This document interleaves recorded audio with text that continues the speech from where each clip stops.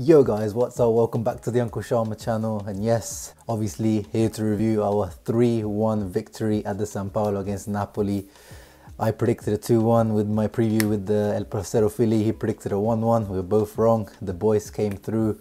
We went to the San Paolo Stadium, a stadium where we haven't won in 22 years, and we won with the midfield of Gagliardini and Vecino and Biraghi out there as well. Antonio Conte. I have to tip my hat to Antonio Conte. This season, he's exceeded all expectations. I expected him to, provide those 10, 15 extra points I said at the start of the season just by himself, just with his coaching on his own. He can bring those extra points. And wow, the effect this guy is having on every single player in that team, getting every single bit of talent that they have, eking it out. But even sometimes he doesn't manage to eke it out, Today, if it wasn't for Brozovic in the midfield, it was Alicia Keys, bro. No one. We have those two guys up front. The most lethal in-form partnership in Europe maybe right now. Probably. Lautaro and Lukaku, of course. And Lukaku today, sometimes it's Lautaro that takes the spotlight. Sometimes Lukaku. Today was definitely Lukaku. The 2 goals he scored, absolute beastly power on the counter-attack. Obviously, Di Lorenzo playing as centre-back was a big surprise. Obviously, Napoli didn't have many choices, really. Di Lorenzo is usually a wing-back, a full-back, and so he was playing a left centre-back, and that's where Lukaku plays, and he had a field day bullying him. In the first few minutes, he already beat him and put him on the floor, broke his ankles, and that was the sign of things to come. That's what happened in the second one, where Di Lorenzo slipped at the halfway line and Lukaku just took it. Very reminiscent of, Ronaldo, Adriano, 50 yards, took it past Hisai and slotted it. And the second one, just blasted it straight at Meret, who should have done a lot better, somehow got knocked back by the ball. But it proves that Meret is not as good as some people may think. He's not as good as Donnarumma for sure. He's a very good keeper and he's definitely come a long way, but Donnarumma, I think, is the best Italian goalkeeper right now. On the other hand, our goalkeeper, some great saves there. Napoli did have chances, and especially from range.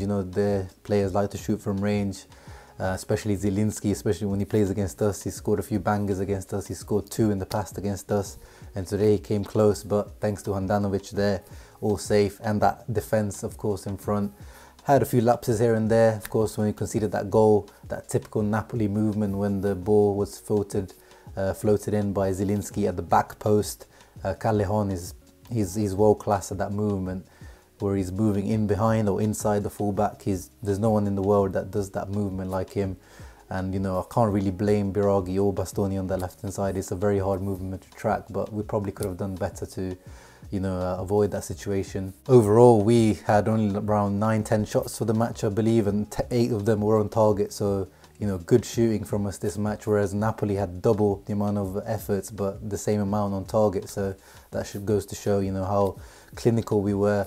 We took our chances. We probably could have had more at the end. We could have had a penalty. I think Lautaro was fouled there, but, on 3-1, we'll take it. But it could have been a 4-1. It could have been the perfect revenge.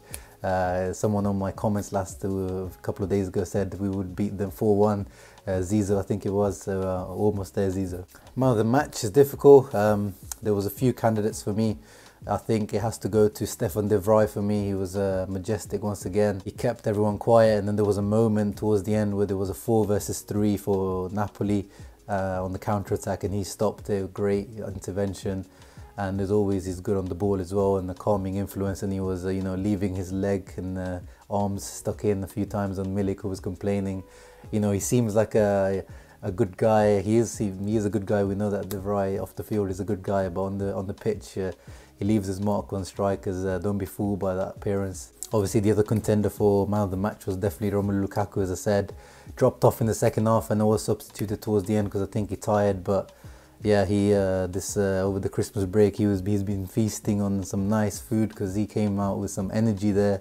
You could see on the counter attack he was looking very quick, very lean. Brozovic also stood out for me. He did give away the ball a few times in a dangerous area, but at the same time he made a lot of interception and tackles today, which is, you know, he's played a bit of a different style today compared to usual. and he had obviously to play with Vecino and Gagliardini in there. Vecino slightly better than Gagliardini for me today.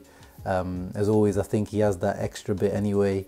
Gagliardini, you know, he ruined a counter-attack once, and you know, gets the ball stuck under his feet at times, but makes his physicality felt. And Sensi and Barella also came back. The midget midfield has returned, but Sensi managed himself to get himself booked, and also Barella got himself booked. And I think they're both, I'm not sure if it's Sensi or Barella, one of them is will miss the next match, alongside Skriniar as well, who got a yellow card. And we have Atalanta next, and that is not an easy match, especially if we miss Skriniar. Obviously we have Godin. You know, commiserations to El Parcero Philly. Yeah, Napoli played, you know, decent. They started off badly, but then they grew into the match. They had more possession, created chances. They rely a lot on Insigne and Callejon, but in the end, you know, there was quite a toothless team, to be honest. And yeah, Fabian Ruiz in front of the defence, he's great on the ball, but then off the ball, Lautaro also managed to get a goal in thanks to Manolas's mistake. I've always thought Manolas was quite overrated. You know, he's very good on you know, one-on-one situations when there's a open field, because he's quite a physical and very quick centre-back, one of the quickest centre-backs in the Serie A actually. But when it comes to, you know, positioning and, you know, some decision-making, he's comes lacking, and that's what happened on that goal where he's tried to clear it with the back heel. It was a very good cross from Vecino, by the way, as well. And then Lautaro, lethal, man, this guy is lethal. But yeah, anyway, really happy with the performance, really happy with the win. Top of the league still on goal difference, so Forza Inter.